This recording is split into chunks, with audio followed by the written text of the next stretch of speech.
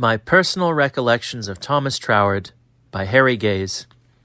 Chapter 7. Troward's Experiences in India. During my recent visit to England in search of additional material to supplement my own recollections of Mr. Troward, I met an old friend, Mr. Richard Whitwell. Although Mr. Whitwell's meeting was some 12 years after my first meeting with Mr. Troward, he had the privilege of hearing the celebrated teacher tell of his life in India. When I learned from Mr. Whitwell that he had talked to Mr. Troward concerning his life there, I was very intrigued and asked Mr. Whitwell to write me some details. This he very kindly did, and so I am pleased to include a chapter in this book, giving Mr. Whitwell's own story of these experiences. He is well known as a poet and mystic, and for his inspiring writings in Henry Hamblin's English magazine, Science of Thought Review. Richard Whitwell says, "If I remember, it was through dear Miss Callow that I first came into close contact with Judge Troward, a contact which soon ripened into friendship. Though but 18 months had gone by since then, circumstances were very different from those idyllic summer days in 1914 when the INTA was inaugurated in London. No one then could have dreamt what lay ahead of us so soon. And now the Great War had been raging for 12 months and more, and it was a very different London we were living in.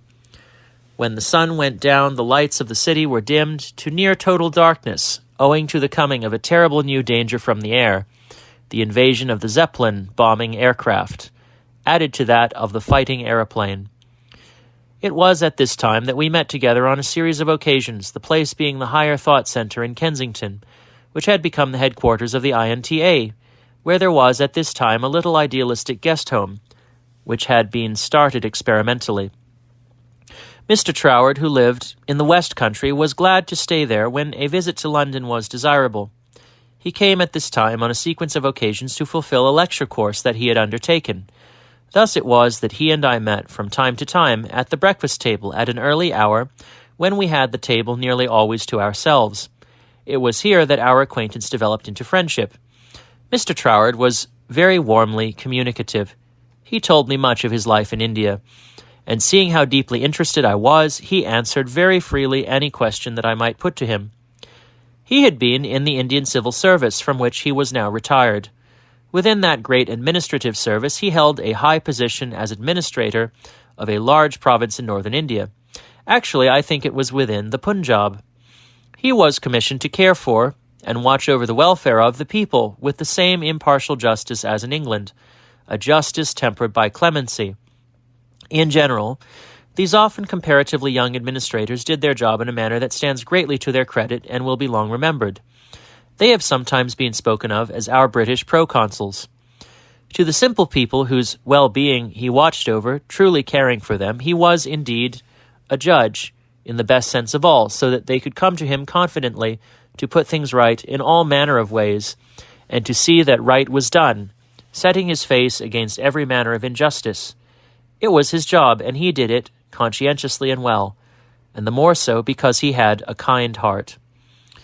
It was natural that Judge Troward, footnote, Thomas Troward, starting as a commissioner, became a divisional judge in the Punjab, as he was later affectionately called, should take a very lively interest in the people of his administration, and being of a very inquiring mind, he dipped into the past as far as he could reach to find out all that he could of them and of their history and origins.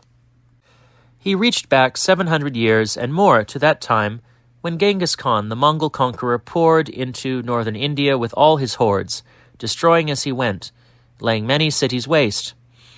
Deeply interested though Mr. Troward was in both history and archaeology, it was the human element, the people to whom he was ministering, chiefly in ways of protective justice, who had his central attention.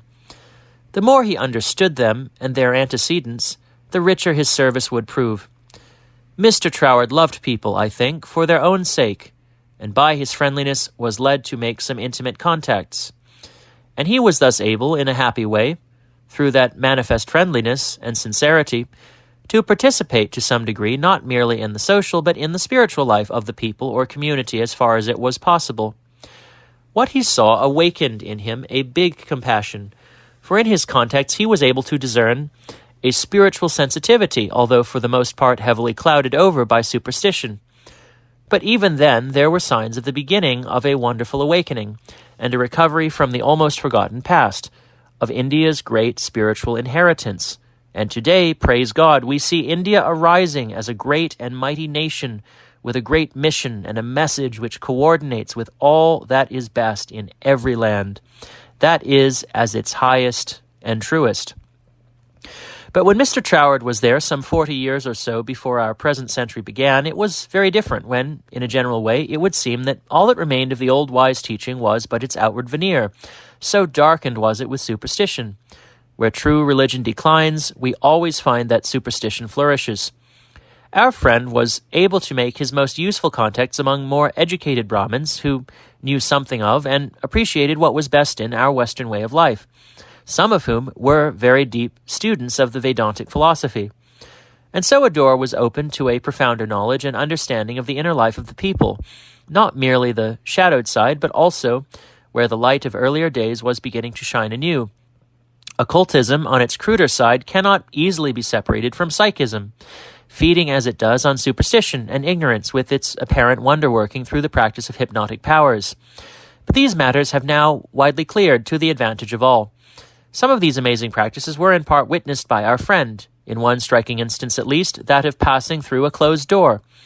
This may bring to mind an experience of the disciples of Jesus after his resurrection, the occasion when he revealed himself in the upper room, after the doors had been fast closed.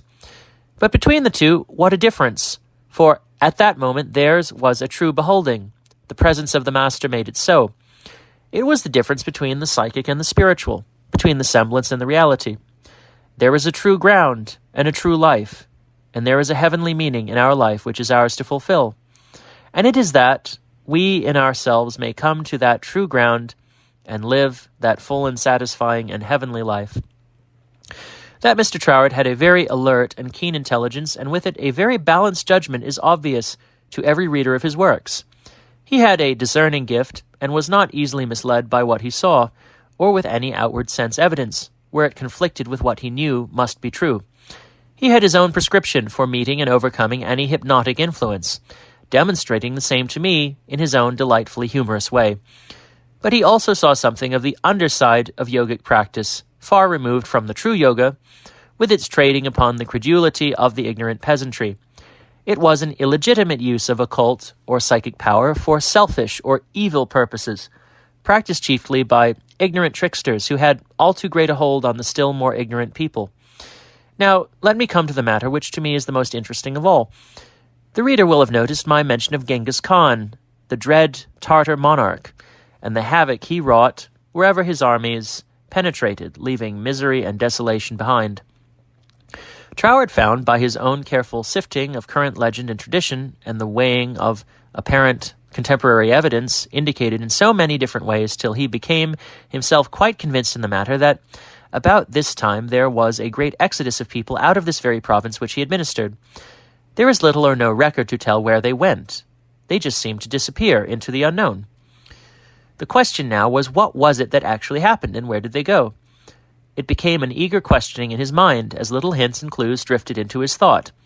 He was observant, and his experience went very wide. There were certain traits in these people that reminded him in some ways of the gypsies he had met with in the west of England. In spite of their name, their origin was certainly not Egyptian, nor do they look like it at all, but much more like many people of India. But of their origin, where they really came from, nobody seemed to know exactly. But the first mention of them in the pages of history brings us very near to the time of that great exodus of which I have spoken. A thought took hold of Mr. Troward, which the more he dwelt upon it, the more it held him. How wonderful if the conjecture which was formulating in his mind proved to be true!